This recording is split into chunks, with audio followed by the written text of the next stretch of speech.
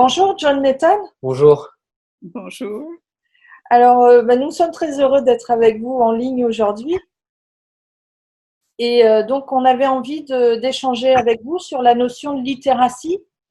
Alors, pourquoi la littératie spécifiquement? C'est parce qu'on a relu très attentivement la lettre d'information numéro 2 sur l'ANL, où vous aviez publié un article que vous aviez rédigé et intitulé « Sur les origines de l'approche neurolinguistique ». Donc, cette lettre était parue en novembre 2018 et on avait vraiment envie de revenir avec vous sur ces questions de littératie qui sont très importantes en approche neurolinguistique. Alors, je laisse Vitry poser la première question.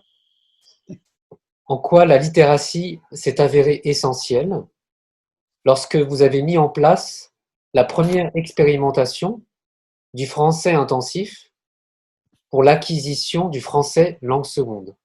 Pour répondre à cette question, il faut d'abord éclaircir le terme littératie.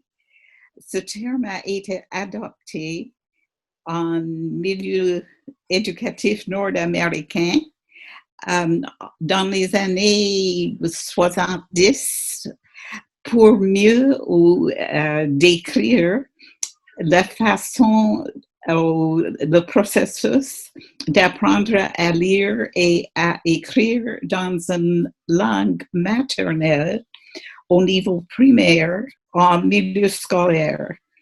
Les recherches ont montré que les enfants qui maîtrisaient bien leur langue maternelle avaient moins de difficultés à apprendre à lire et à écrire que les enfants qui avaient plus de difficultés avec la langue maternelle.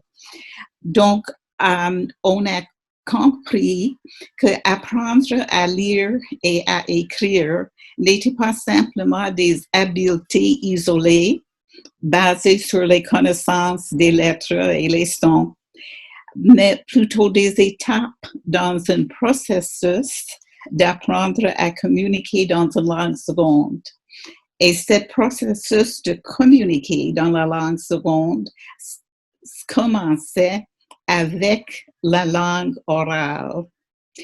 Donc, le concept de la littératie n'est pas simplement déchiffrer les sons et les mots, mais plutôt c'est la capacité d'utiliser la langue pour transmettre un message à l'oral et à l'écrit. Et ce processus commence avec le développement de l'oral. La littératie est basée sur l'idée qu'il y a une séquence qui commence par l'oral en venant pour ensuite en venir à la lecture et ensuite à l'écriture. À ce temps-là aussi, le concept est élargi parce que on a compris que la question de compréhension des symboles, des images, toutes les choses, aussi bien qu'un texte écrit, est inclus dans le concept. Et il y a aussi l'idée d'une implication cognitive de l'élève. L'élève devrait être impliqué dans le processus. Donc, cette nouvelle conception de la littératie plus large a influencé tous nos programmes de langue maternelle, mais le concept n'a pas pénétré dans le milieu de l'enseignement des langues secondes. Quand nous avons mis en place notre expérimentation, au Canada, il y avait 2 programmes de français langue seconde. Le programme régulier, souvent appelé Core French ou français de base, et le programme d'immersion. Mais ces 2 programmes étaient très différents l'un de l'autre. Le français de base On avait des cours d'une trentaine de minutes par jour en général, et la méthodologie est basée sur la méthodologie traditionnelle de l'apprentissage d'une langue seconde, la grammaire, le vocabulaire, les choses comme ça. En immersion, par contre, on enseignait le français en enseignant les matières en français.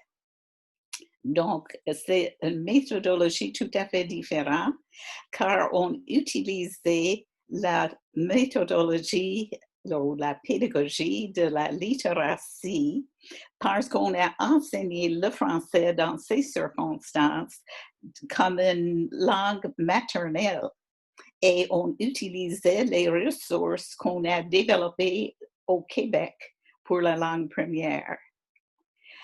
Mais aussi, il y avait des différences dans les résultats des deux programmes. Les différences pour les compétences communicatives étaient énormes. Les finissants des programmes de français de base n'étaient pas capables de communiquer spontanément dans la langue seconde et ils avaient beaucoup de difficultés à participer dans une conversation. Par contre, ceux qui étaient en immersion étaient tout à fait capables de s'exprimer en français et ils avaient une bonne capacité de communiquer dans des conversations. Donc, les enseignants avec qui je travaillais à Terre-Neuve ils se demandaient vraiment s'il serait possible d'adapter quelques-unes des stratégies qu'on utilisait en immersion dans le programme régulier pour améliorer le type, les capacités de conversation, plus de conversation, de communication vraiment en général. Donc, nous avons mis notre première expérimentation pour améliorer les habiletés communicatives des apprenants dans le programme régulier. Nous avons fait 2 changements. Premièrement, on a décidé d'accroître le temps et l'intensité du programme régulier. Mais aussi, nous avons décidé de changer la pédagogie. Les enseignants et moi, nous avons décidé qu'il fallait changer la pédagogie traditionnelle des langues secondes qui visait les connaissances vraiment sur la langue à une pédagogie basée sur la littératie qui visait l'utilisation de la langue. Ce changement-là était très, très important parce que l'intensité peut aider le processus. Mais nous avons pensé que c'était plutôt le processus qui devrait changer aussi. Donc, pendant notre expérimentation, ce que nous avons fait, c'est d'essayer d'adapter les stratégies d'une pédagogie basée sur la littératie de la langue maternelle à la langue seconde. Et dans cette pédagogie de la littératie, l'oral est très, très important, comme nous avons déjà dit. Donc, en général, on commence avec l'oral. Ça veut dire on a quand on commence un nouveau thème ou activité, on parle de l'activité d'abord. On a une discussion là-dessus. Et puis, ensuite, après qu'on a parlé de la langue, parlé de le thème, c'est après qu'on a fait ça qu'on lit sur le thème. Et on lit un texte qui utilise au moins quelques-uns des mots et des structures qu'on a utilisées à l'oral. On lit le texte, mais on commence même la lecture avec une discussion au sujet du thème, si vous voulez, du texte, pour impliquer les élèves cognitivement dans la lecture. Et puis, après qu'on a lu le texte, en langue seconde, il faut ajouter d'autres lectures pour viser les rapports entre les sons et les symboles et peut-être un point pour l'écriture de la grammaire. Et on fait une activité avec tout ça pour intégrer le nouveau mot, les nouvelles structures dans le cerveau, si vous voulez, de l'apprenant. Et enfin, on écrit un texte personnel sur le même thème. Et quand on fait le texte, c'est la même chose. On commence avec une discussion, on commence avec l'oral. Puis l'enseignant écrit un modèle avec les élèves. Et c'est le modèle qui sert comme guide pour les apprenants quand ils écrivent leur texte. Mais on n'arrête pas là. Après qu'ils ont écrit leur texte, on discute des compositions, des rédactions des élèves et on revient à l'oral. Donc, c'est ce processus qu'on appelle le cercle de la littératie qui aide les élèves à développer les capacités de parler et puis de lire et d'écrire dans la langue seconde. Et ça veut dire que dans la situation d'essayer de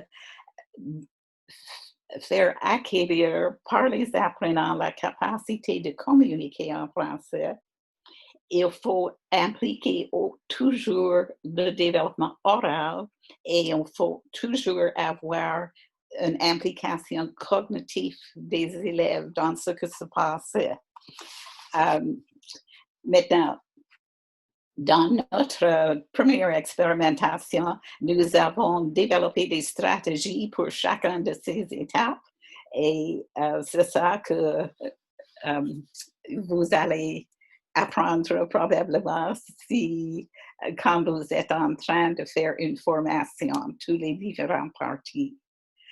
Maintenant, les résultats de notre expérimentation ont montré que les enseignants avaient raison. Ce que nous avons découvert lors de notre expérimentation, c'était que l'application des stratégies pour le développement de la littératie offrait de meilleurs résultats pour les élèves, pour la communication à l'oral et à l'écrit. Et ce que nous a surpris jusqu'à un certain point, ils ont développé plus d'aisance, mais aussi plus de précision. Donc, à ce temps-là, nous ne comprenions pas exactement pourquoi. Et en cherchant les réponses, on a trouvé les recherches de Michel Paradis de l'Université McGill à Montréal. Et Paradis nous a appris qu'il y a deux grammaires pour développer, il faut développer, si vous voulez, deux grammaires pour être capable de communiquer dans une langue seconde. On avait besoin de la grammaire externe, explicite, la grammaire que nous avons dans l'approche traditionnelle, si vous voulez, pour écrire avec précision. Mais ce n'était pas assez du tout pour être capable de parler.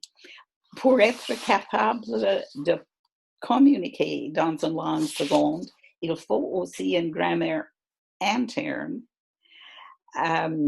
ou instinctive, je crois qu'on l'utilise maintenant, parce que c'est une grammaire qui est développée non consciemment. On n'était pas en train de cibler la forme, mais on est,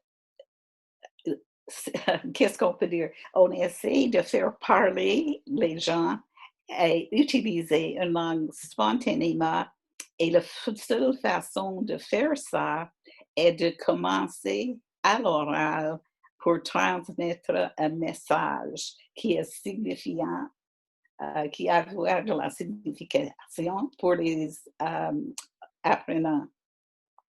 Donc, en faisant notre première expérimentation, nous avons déduit que la pédagogie axée sur la littératie menait au développement de cette grammaire interne. Et vraiment, les enseignants avec qui je travaillais ne le savaient pas, mais en utilisant une approche basée sur la littératie, ils étaient en train d'aider les apprenants à développer une grammaire interne, ce que l'approche traditionnelle ne faisait pas. Donc, c'est comme ça que nous avons développé, si vous voulez, le principe de la grammaire interne de la ANL, qui est basé sur le principe de développement de la littératie. Et aussi, nous avons compris qu'il fallait en premier lieu développer la grammaire interne, qui commençait avec l'oral, et après développer la grammaire externe.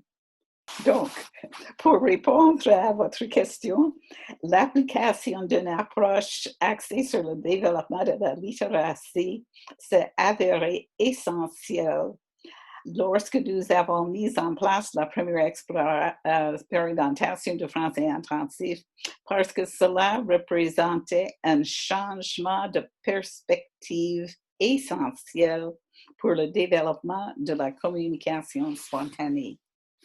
Et donc, c'est ainsi que le principe d'une pédagogie axée sur le développement de la littératie a vu le jour.